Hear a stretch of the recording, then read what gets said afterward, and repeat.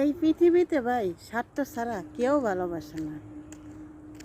স্বার্থ ছাড়া কেউ ভালোবাসে না। যখন আপনার স্বার্থ থাকবো তখন আপনাকে অনেক ভালোবাসা দিব।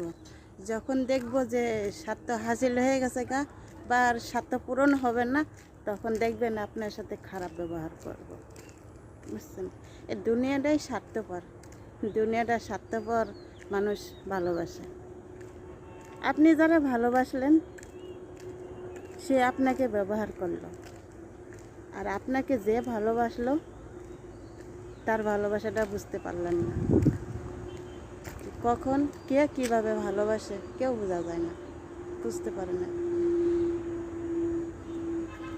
যতই ভালোবাসুক আর যাই করুক, স্বার্থের জন্য সবাই ভালোবাসে।